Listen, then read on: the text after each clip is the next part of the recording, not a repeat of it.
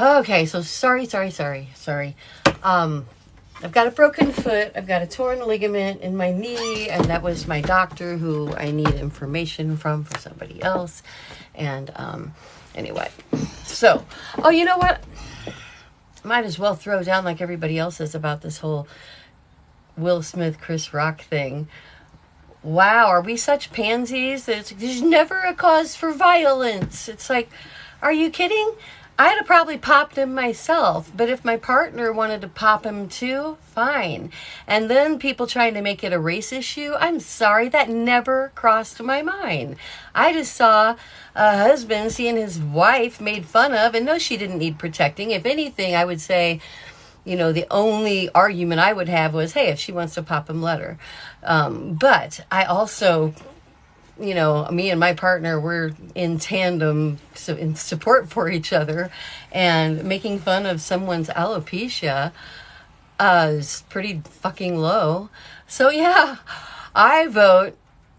Good job, Will. I'm glad you popped him. I'm glad you did it on national TV. And you know what? Sometimes in this society, violence, and I'm pretty much a bleeding heart liberal. I'm just saying, violence, if it's never the way, why do we go to war? Why do we have these giant arsenals of things?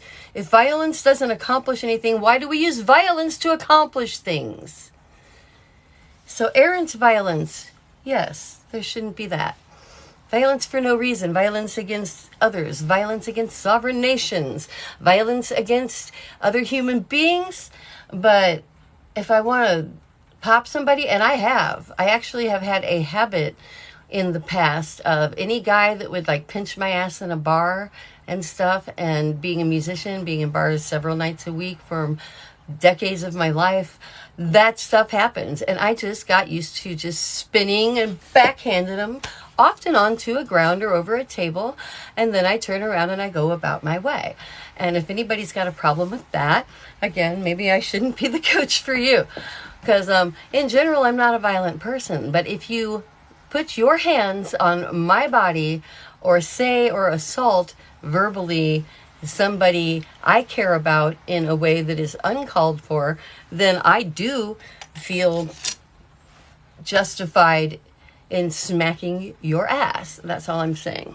That being said, I would never hurt or spank a child. I don't believe in domestic violence or anything like that, obviously. But an exceptional case where Chris Rock stood in front of the entire world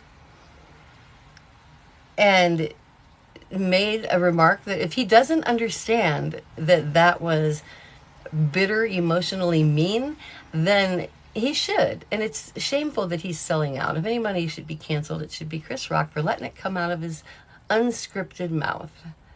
So, fuck what people think. That's my opinion. I also am a proponent of proper gun ownership and usage. As a bleeding heart liberal, I also will not ever allow a government to take away my right to defend myself. That being said, obviously there should be limits. Obviously. There should be background checks and mental health checks and such. And corruption needs to be kept out of that. So that's all very tricky, difficult stuff that's being out there argued, and that's not why we're here. We're here to talk about manifestation today. And that is because it keeps coming up with people I talk to, because I've been doing a great deal of work with manifestation. And they're like, what is that? And people seem to think it's some kind of a really trippy thing or a spiritual thing or a faith thing or a belief thing. And it's like, while faith and belief do come into play, it is in no way anything less than solid science. Okay, so let me give you the solid science of manifestation and why you, as a CSA survivor, need to decide what it is you want and then only accept that in your life. And like we were talking about yesterday, this is the Ask for What You Want week. And this also is going to jump into the S, the last S, which is spirit. the last S in my space. S, the shame is not yours. P, separate the past from the present. A, ask for what you want. Don't just take what's given. That's where we are this week. E, or D, don't just take don't wait to feel okay to be okay. E, educate and advocate. And the last S is spirit. So today we're going to stick with and be heading towards the end of asking for what you want on all of that, its many levels. And hopefully by tomorrow, it'll just kind of be comfortable, easy practice for you, because by listening and educating yourself on what elements compose asking for what you want, because there's a lot of different things to it. Once you think about them, though, you don't really have to think about them anymore. It just all makes sense. Now you know something new, and you can incorporate it into your daily life. And that's the easy thing about my Spades program, is it's very incorporatable. Is that a word? Very easy. I do not believe in programs like 12-step programs for two reasons. One, that's too many steps. That's daunting. 12 steps. I'm like, seriously? I don't have that much mental capacity to try to like lock my head around 12 steps, you know. And that's a long way to fall. It's just too much to think about. Okay, I've just simplified a trigger list. The other thing I don't like about 12-step programs, and especially AA, is if it works for you, fine. Don't listen to what I have to say. This is an opinion piece, okay? Like I said, I am not a doctor. I just play one on TV. I'm a CSA survivor, and these are the things I found work for me, and I'm writing this book, and I've started working with people, and mostly I'm just trying to raise money for Sweet Survivor, so please just leave money, leave a gift, and so we can buy tickets to get people out of trouble, all right? But if you can learn something as a survivor or a partner to make your life better, welcome. So, manifesting what you want is the final stage of asking for what you want. We started the week with how asking is about remembering that the shame is not yours, remembering that you have the right to ask. And then we talked Tuesday, I think you're all through, about how once you get that firmly under your belt, then asking for what you want becomes a matter of identifying what you want, and in so doing, who to ask from. So then we talked a lot about partners, and that even goes for employers and things. You know, it's harder to pick your employer, but you can sure as hell pick your partner.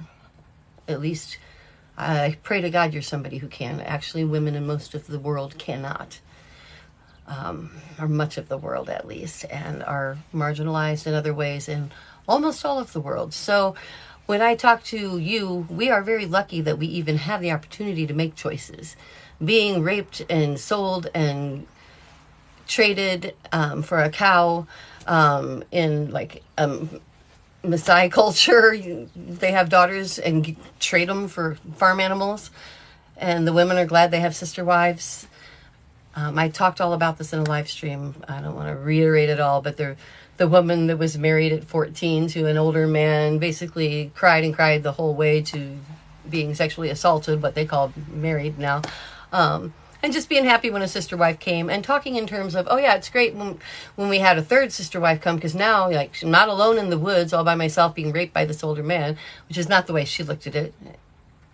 She looked at it as the way life is, because that's her culture.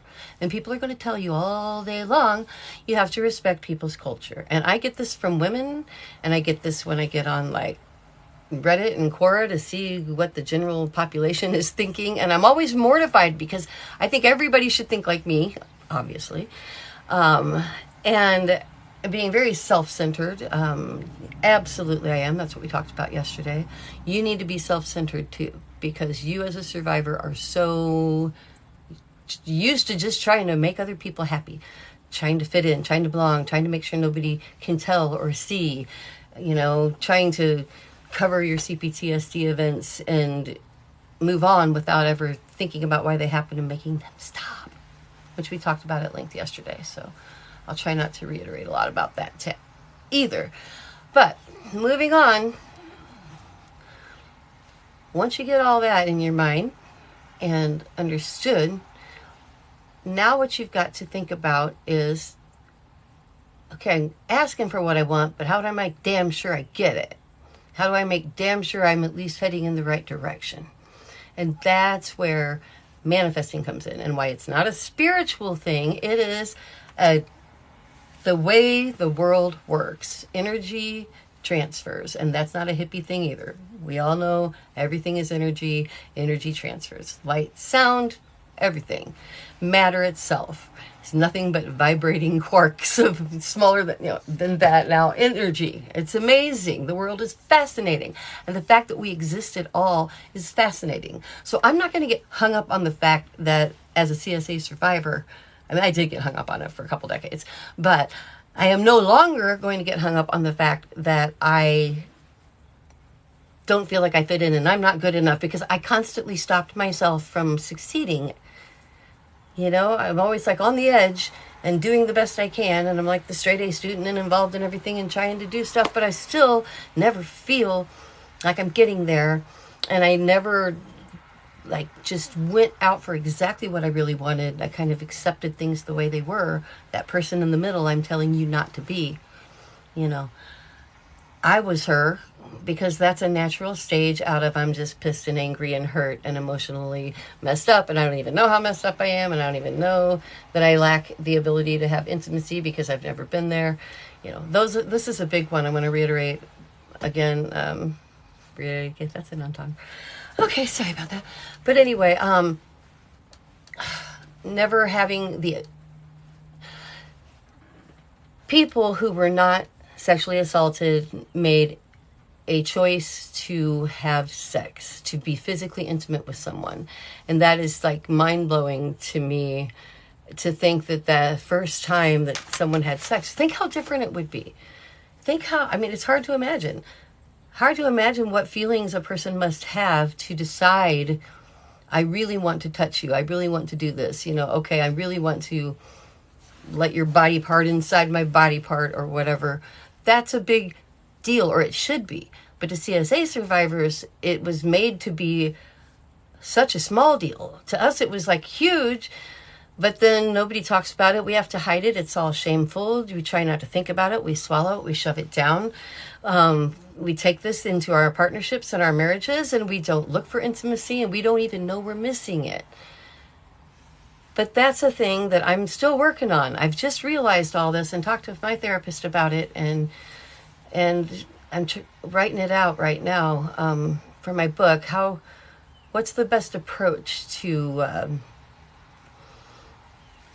teaching people not intimate tricks? This isn't a sex help show, although I mean it is, but only in the sense that you have to be able to truly want to be in the situation you're in. And if you don't, then you're playing a part and it's not going to be fulfilling. And worst case scenario, and actually most likely scenario for most CSA survivors that I talk to, unless they're at the end that I'm at, when you're at the place I'm at, where we're educating and advocating and we're outwardly talking about it and we're like done with that. But you know, the only way we're done with it is by never being done with it, by always trying to make it better for somebody else. When you get to that stage, life becomes very good. And now you turn your attention away from yourself and onto manifesting. Now you've got your CPTSD under control, mine's under control. It starts to come over me. And like I've been teaching for the last 2 weeks, I've learned how to recognize it and stop it. So go back and look at the one that's recognize it and stop it. Because I cut shorts out of these and post them as out of these lives, because I know these go away and you can't post them. I do put them on YouTube though. The channel is the same name if you want to see or share this whole thing with somebody who could use it. Okay. So moving on to the final stage of asking for what you want is getting what you want. And so you have to manifest. And so we're going to define that. So we're back to the top. So we're going to define manifest. Manifesting is the process of applying belief as a technique, not as a religion, not as a someone says this is the way it is and you need to believe this. And you say, I don't know, where'd you get that information? And they say, it doesn't matter. You need to believe it because you believe, and that's how we believe in our family or group or whatever. And you're like, okay, there's that kind of, I'm a Catholic, I'm Jewish. My dad was a Methodist minister, actually.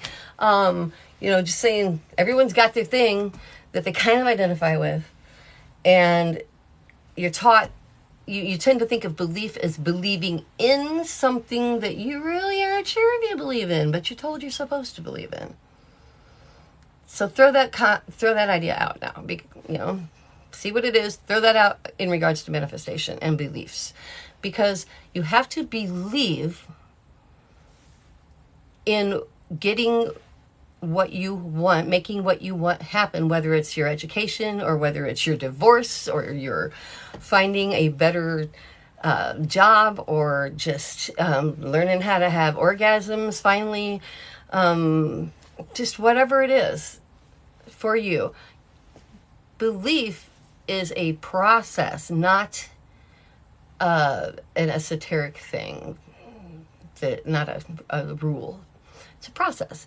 So if you use the process of believing in yourself, believing in what you want, then you won't see or do the things that don't fit that picture.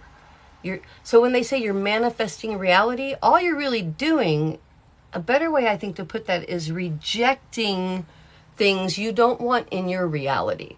So all that's left in your picture is somebody you get along with, true intimacy, my partner. I finally am with somebody that, this is probably what it would have been like for someone who wasn't assaulted and actually had sex when they wanted to for the first time.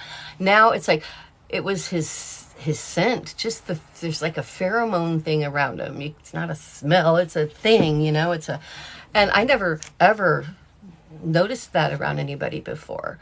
So once I put myself, preparation meets luck and all, once I worked on myself and got to the point that I was open enough to see that there was such a thing as intimacy on a level I didn't understand, and then once I learned to trust and not lump everybody into just a piece of shit with a penis, sorry, but and I learned that, and I mean it completely now. I love lots of people with penises, including my 3 sons and my father, who is deceased. But I don't care what's in your pants. I don't care what your gender is. And everything I say is not man, woman, woman, man. It's all partner, partner. So I tend to use the word partner because I don't give a goddamn what's in your partner's pants or yours, okay? So you do you. And just make sure that you focus on actually not just thinking about what you want and that you don't have it. I'm getting a lot of this, I got to say, from Abraham Hicks. Listen to Abraham Hicks meditations if you want to. I really get a lot out of Esther Hicks is her name, and she says she's channeling the collective consciousness of, okay, that sounds really weird. It's not as weird as it sounds. But the part of it that is absolute, everybody talking on the subject can agree to, is that to manifest what you want just means keeping the picture, keeping your eye on the prize, Dad would have called it, or Grandpa or whatever. Keep your eye on the prize. Don't look at that. Don't say, okay, that looks like, that pays more. I want this job, but that pays more. My son, for example, he's 17. He just got his first job. He turned down a job making $12.50 an hour. And it's 15 in the state, but not if you're under 18. So he turned down a job making $12.50 an hour to take a job making $10.25 an hour because he's working with his best friend at a place he likes better. That is believing in yourself enough to know that the end game is more important than the initial carrot, right? So when you're reaching for a carrot, make sure it's dangling in the direction you want to go. Otherwise, you're reaching for a carrot and you're walking the wrong way. point your cart at what you want and go. And call it belief. Believe in yourself. So believing in yourself is an act. It's not a thing. It's not a rule book. It's an act. And if you don't believe in yourself, then, I mean, duh, what's going to happen? So you stop short, you fail, you don't. I didn't believe in myself, but I didn't realize I wasn't believing in myself. I was just kind of going with the, okay, I'm going to go. I always worked really hard at what I worked at, but my end goal kept shifting. And part of that's 3 children and no child support. So I will give myself a pass too. I've busted my ass. But when it comes to things like relationships, I wasn't trying to manifest a situation where the person was everything I wanted them to be.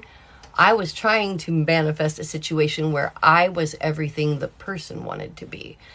And the thing is, if you start the other way around and you make sure they are everything you want in a person, in a human, in a partner, then it's not selfish. You naturally are then going to, if you like them that much and they still like you, now you're on to something real. But you've got to move past, to ask for what you want and get it, you've got to move past that point of trying to please somebody else. I mean, I'm not saying go tell your boss to fuck off. You know, there are parameters, there are degrees. We edge in directions. Just because you're not where you want to go now doesn't mean you just throw it all away and lose your home and your life and whatever. It means you make a logical plan. You think about it, you reason where you want to go. And then you believe in yourself enough by just saying, I am going to reject things that don't fit this because this is what I really want. Okay, so pretty bauble? No. Bye. Nope. You know, shiny thing? Nope. I'm going this way. So just keep your eye on the ball. But don't keep your nose on the grindstone. Life is supposed to be fun. I work hard. I work hard. I pretty much work while I'm awake.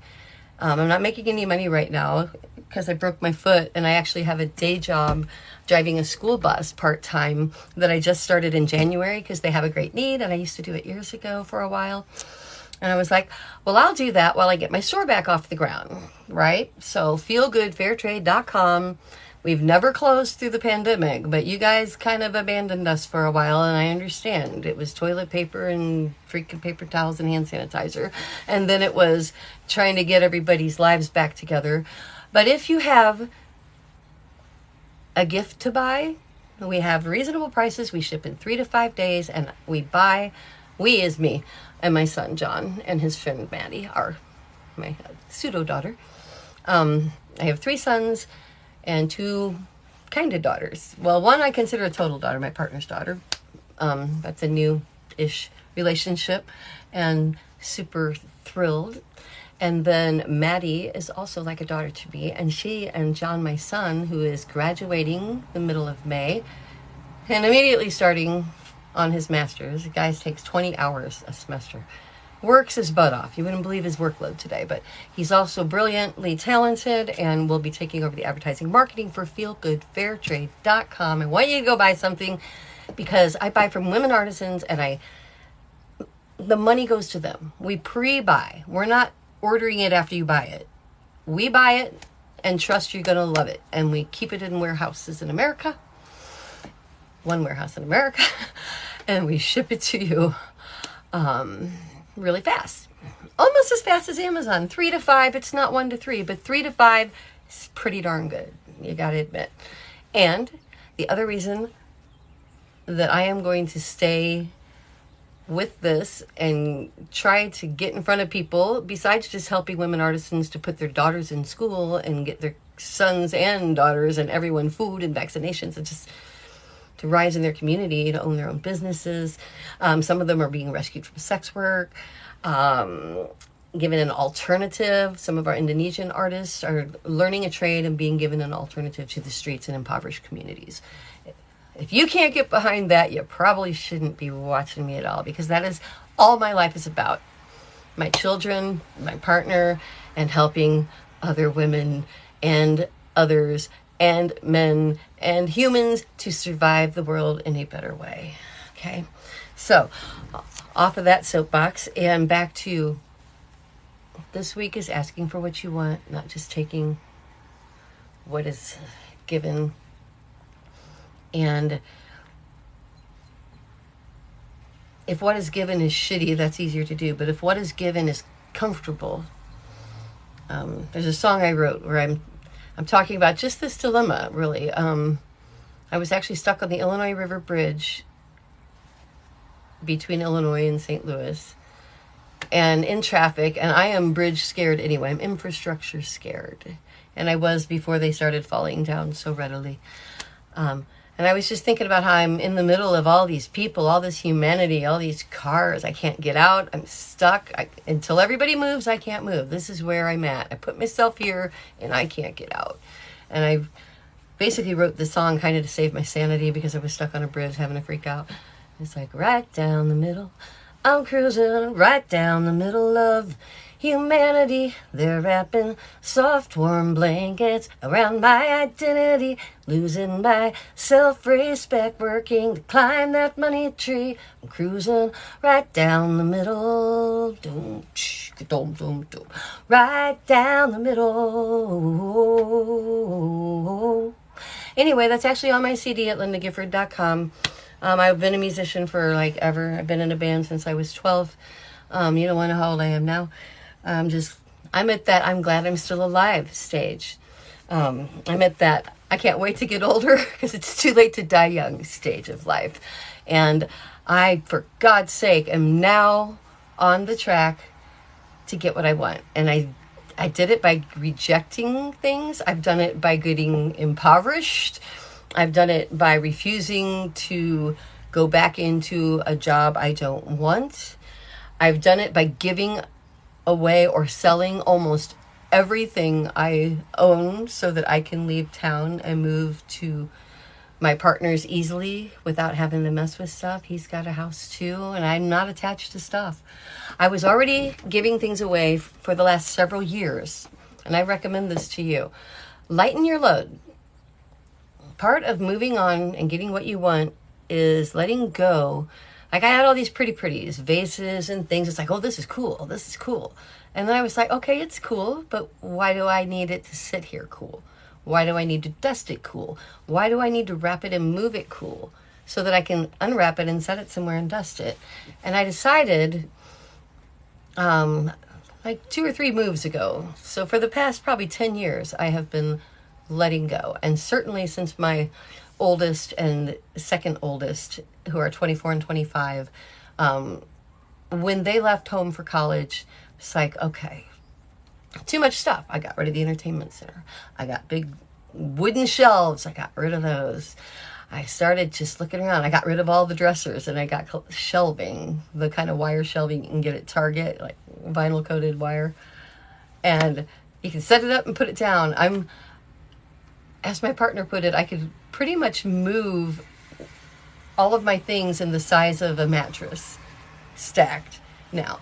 And I'm pretty excited about letting go, because letting go of these things opens the door for me to create the life that I want. And these things were keeping me comfortable in the life that I have, and I'm not knocking it. It's been great. I love my kids. I loved raising them. I'm still raising them. But now is a new chapter for me. And that could be frightening to a person, and it can be frightening to a survivor to change dramatically. We kind of like safety and security.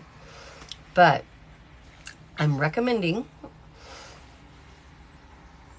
as part of your manifesting, that you look through your wardrobe, you look through your things, and just, what don't you need? Lighten your load and look towards what you want, and start rejecting. If there's a person I'm rejecting right now. A person that's been a friend off and on, and then every time I get close, I feel I get burned again, and I'm just like, it's emotionally tearing, and I feel guilty because I do care and I do love her, but I can't take the emotional pain of the crazy. And it is a mental thing, health thing, but I'm the partner, like when I tell partners, you don't have to stay. It can be too much for a CSA survivor's partner to deal with that particular survivor's. Just something might mesh the way they handle things. They may not ever have the same feelings. A common partner reaction to finding out that their partner was violated is they change sex. Now they like cut out the kink, and they cut out any more aggressive moves and things, that not realizing that by doing so, rather than by treating their partner with kid gloves, now they're emphasizing there's something wrong with their partner, when their partner was trying to heal from all of that and probably enjoyed all of that kink and more aggressive stuff too, just as much as they did. These are things that come up in conversations I have with people. Been online. I started this during a pandemic, and I'm now ready to go out into the world, and I'm going to start speaking. I don't know where, but I'm going to start speaking. I have been asked. I guess I'm doing a podcast, but I don't have the details, so I'll tell you about that later. Wait, I gotta get this down. Just realized my hair's been up all day. Whew, okay. Anyway, so we're going to move on next week to the D. Don't wait to feel okay to be okay. And I just want to touch on that. We're still with asking for what you want and manifesting. Oh, wait, I forgot faith. So I talked about belief. Let's go back. You don't have to believe in something. What you need to believe in is belief. You follow? You need to believe in belief. You need to believe in the power of your belief in something to make it so. And no, you're not going to twitch your nose. You're not going to suddenly get powers of crazy. You have the power to head in the right direction. So when you can't see the whole path, which is normal, you just put your foot in the next right place. You just take the next right step. We get hung up analyzing 3, 4, 5, 10 steps out. Okay, if I'm going to get here, then, okay, if I do this, but then this might happen. What if I get to here and then there, and then I take that step, and then I get, no, that may not, maybe I should go this way, because if I go this way, it's going to lead to that and that, Throw all that out. You've got 2 steps in front of you. You've got 2 feet, you got 2 steps. Make it a mental thing. When you are faced with choices, do it like the eye exam. Right? First, you're going to get it down to 2, right? And then you're going to take one and you're not going to look back. You're going to take one, you're going to commit to it, you're going to believe in it. And by believing in it, you're going to make something good happen that leads to the next right step. And every next right step will get you to the place you can't see. But it's right because every step was right. Get it? Manifest reality by believing in belief. I just made myself cry. I do that a lot. I guess I'm becoming an inspirational speaker. That should be a word. That's not bad. My dad, I was thinking of my dad. My dad was a Methodist minister and a wood carver and a counselor and a principal, and he had master's degrees in theology, ancient history, and psychology. Never a dull conversation in my home growing up.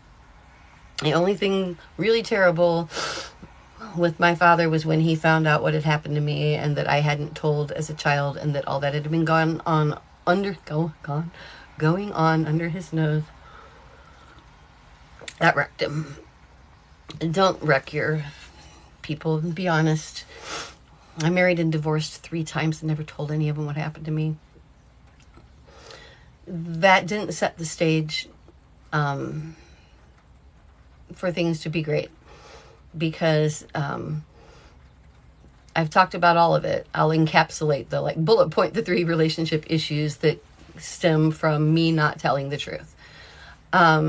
Because I didn't tell them, I was sexually groomed and assaulted for several years of my adolescence and teens, and suffered great guilt and shame and CPTSD from it. Because I didn't tell them that, My first husband had a habit of calling me little girl. Now, he would baby talk to the point that his own band members used to call him La La. They'd say La La Larry and make fun of him. It was cute, the little baby talk. But the thing is, it moved into the bedroom, and he would call me little girl. And I didn't realize I did. Okay, it's hard to explain. Looking back now, I realized that is what was upsetting to me. At the time, I didn't have the skills to understand exactly what was upsetting me, but I knew that I felt like I was in a child, and like I felt like a child with him. Having sex with him, I felt like a child and like I was being violated. And he's a wonderful person, and he didn't deserve that. You know, that being said, I've mentioned it before. There's no need to tell your partner the play-by-play. They don't need that. They don't need to know every single disgusting thing that ever happened to you. What they do need to know is the gist of the matter, so that they can factor it in.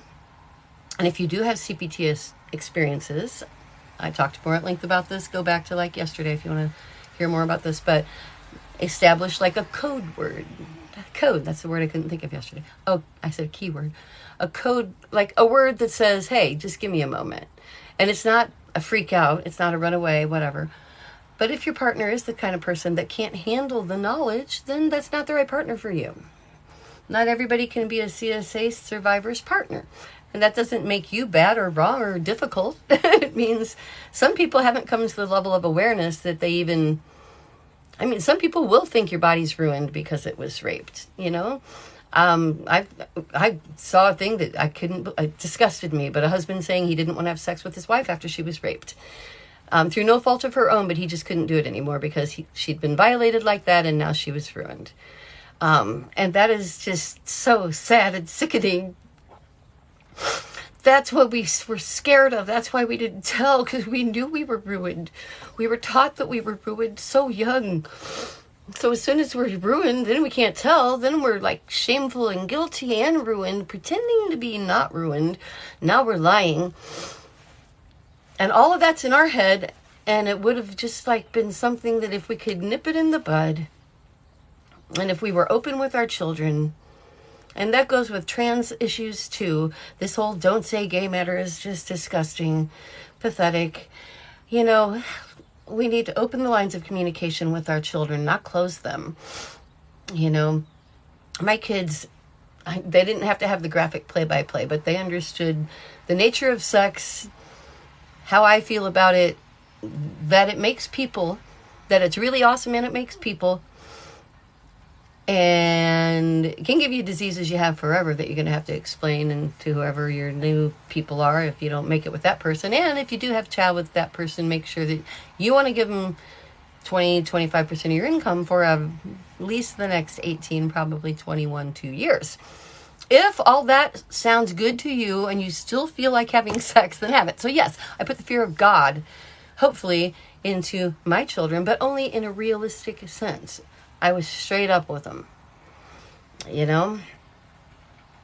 And I think my mother was a leading example. One time she found my nephew in the yard with his pants down, playing with his stuff. And my mom said, I won't say his name because to protect the innocent now that he's grown up. But my mom said, so-and-so, that's not something that we do outside. We do that inside when we're by ourselves. It was like, that was so hip of my mother to like, put your pants on. You know, it wasn't like, stop it, don't do that. She's like, oh, jacking off, are ya?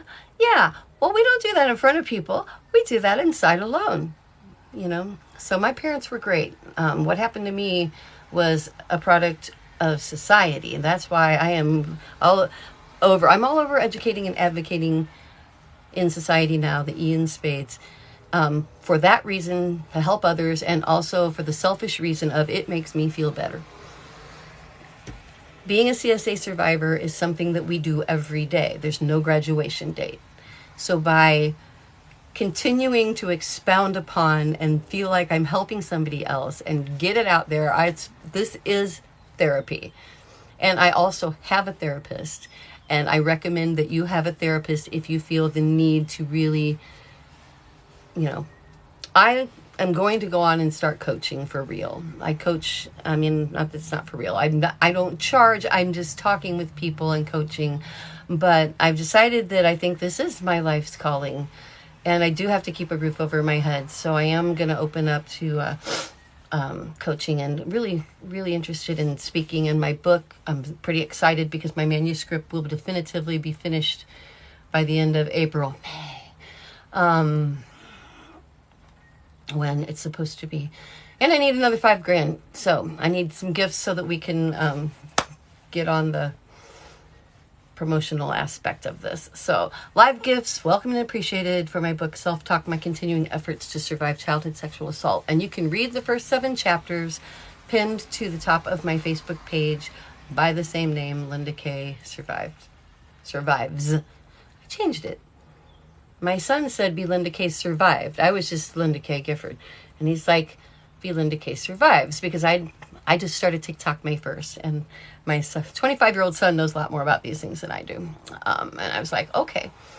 But then I was like, no, I tell y'all the truth, which is that you're never going to be over it, but you're going to be able to, like, not consider it a huge problem. It's just going to be knowledge. Your CSA, the fact that you're a CSA survivor, can become knowledge that you seldom have to really deal with in anything other than a literary way. You can start removing the emotion from it, and you can take it out of your relationship. You can manifest a better life that includes honesty. But you'll find that when you're honest about it, it doesn't become the center of everything. It's the center of everything now. Because when you're not honest, and when you don't do the therapy to get these memories, these jumbled things that cause your CPTSD to rear its head, when you get taken over by memories and sights and smells and sounds, once you commit to doing the simple act of thinking about it and then writing something on paper, words, draw something, paint something, whatever gets a physical manifestation. Because what that does is it makes the left brain is going to you're taking all this emotion and you're transferring it onto the paper. Think of it like a satellite. And the paper's the satellite, and it's going to beam it back, right, into the left side. Now you've got a memory. You've created a memory on paper. And now you take that and you file it. And the next time you start to have CPTSD take you over, you feel it coming on and you go, oh, I feel it coming on. I'm having a CPTSD event because I'm a CSA survivor, because this thing happened to me, but I don't want to go crazy because that's not productive. So I'm just going to let the emotions settle and move on. And there you go. So, no, you're never going to forget. Though why would you want to even? If you forgot, you wouldn't be able to change things for somebody else. And we do have a huge problem in our society, in every society.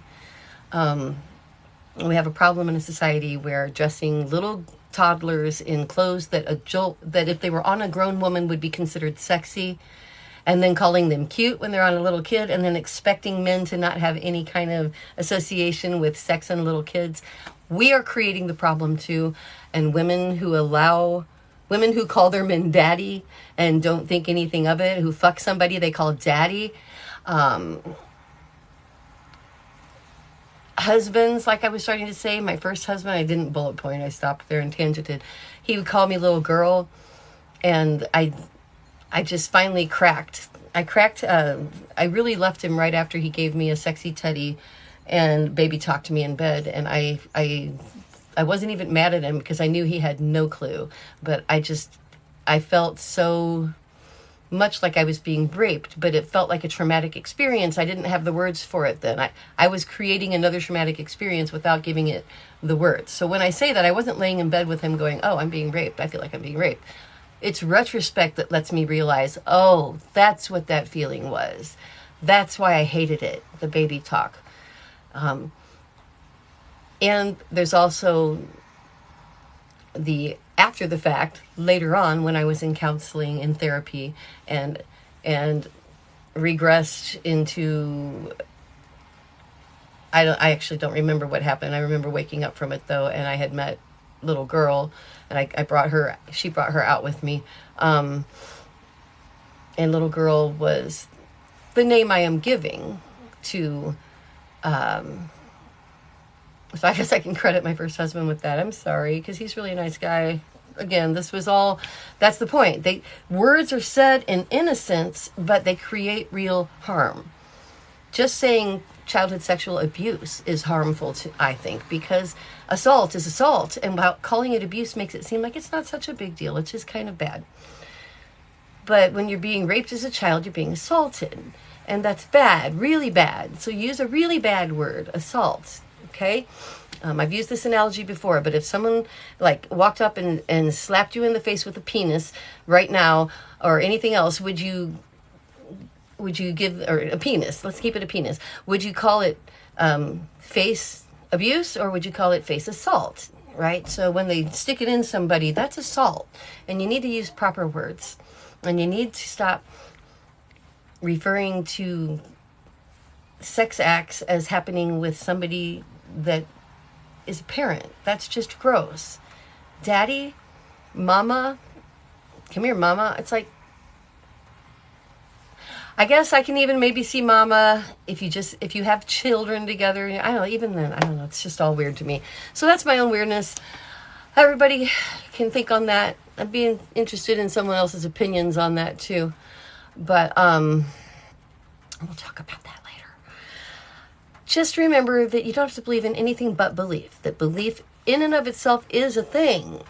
And by using the power of belief, not in something, but the processes that belief entails, by believing in going the direction you want to go and having what you want to have, you will eliminate those other things. So when you're manifesting reality, if that sounds too hippie for you, think of it like this. You're really just taking the whole picture of every option available, and you're eliminating the things that don't turn you on. Physically, in a partner, emotionally, in a friend, whatever, in a job. Start rejecting the things. Flip them out of your picture, right? And what you're left with is the manifestation of what you want, because you've rejected everything else. And this is what I mean when I say, instead of trying not to dissociate, which is all that the literature says now, and I've talked about this with my therapist, and she thinks we're onto something here, and I'm really excited to be writing about it in the book. I want to teach people to take this dissociation, but just think of it differently. Since you are so good at dissociating into these people that can handle stuff and playing roles that tend to get you doing what I said earlier, trying to live up to somebody else's expectations, turn it on its head. Disassociate the things you don't want, the people you don't want, the stuff you don't want. Cut it off. You're good at cutting things off and forgetting all about it. I am. I have cut off friendships and relationships and never looked back. I cut off a 14-year sort of, I don't know what you want to call it, relationship. And never another word, never another text, never talk to him again. I'm just like, I can dissociate all to hell for my own good. And I recommend you do the same. So stop kicking your own ass. Realize the shame is not yours. Do separate the past from the present by examining what causes your CPTSD, examining, instead of swallowing and pushing your memories into your gut, in a peaceful, quiet, safe place. Think about them. Draw it, write it, get it down, put it into your memory. Now file that shit away. And the next time you need to deal with it, just deal with it in a thoughtful way instead of an emotional overload way. And then you move on to asking for what you want. And that's where we manifest and we work on our beliefs and believing, not our beliefs, we work on belief in ourselves and rejecting others and things that we don't want in our life. And now we've got a picture that's what we want, that we're creating, and it's getting better all the time, because the more we do that, the more perfect that picture gets, right? Educate and advocate. Nope, I skipped. Don't wait to feel okay to be okay. Don't wait to feel okay to be okay. We're going to talk about all next week, and that is about why you need to stop thinking that when I'm better, then I will fill in the blank. You're going to do it now. You're going to go for what you want now. You're not going to focus on, I have to do this, I have to be this, I have to hit this milestone, I have to be better, I have to be cured. It's like, you don't. You're fine. You're a normal CSA survivor. You're figuring it out, and you start to go get what you want now. Okay? Now, today. Go manifest. Think. What do you want? What do you want? I'm thinking about what I want. I've got some difficult days ahead. I do right now, but they're all heading in the direction of what I want. And so I am willing to, essentially, if I was on a raft that was my life, it just got flipped. But the thing is, I flipped it. Okay, breaking my foot didn't help. But I'm flipping it anyway because I'm just flipping it a little sooner. Because I want to manifest this new reality anyway. The one where I'm living with my partner, the one where we're creating life together, the one where my Sweet Survivor Rescue Fund is growing into something that really, really provides relief and rescue to people that need it, to get them where they need to go. Because we've got hotlines and we've got safety centers and places for victims to go. But they've got to get there. So help me out, please. Please leave gifts for the Sweet Survivor Rescue Fund. I will have a subscription business up. I swear to God by Monday. I swear to God by Monday I will have the subscription. SweetSurvivor.com is almost launched. I thought it would be up this week, but everything takes longer than I think it will, especially because I do it myself. So take care. I'm gonna go. I've got stuff to sell, and I need to get on it because with me broken foot, that's how I'm keeping a roof over right now. So I'll talk to you guys tomorrow when we will wrap up on manifestation and talk intensively more about faith, but not in a creepy spiritual, well, not spiritual, religious, not a creepy religious way, not even in a spiritual way. Just like we talked about belief today, faith is also a thing. It's a thing. It's a tool. It's a tool. Bye. God is a river. Faith is a tool.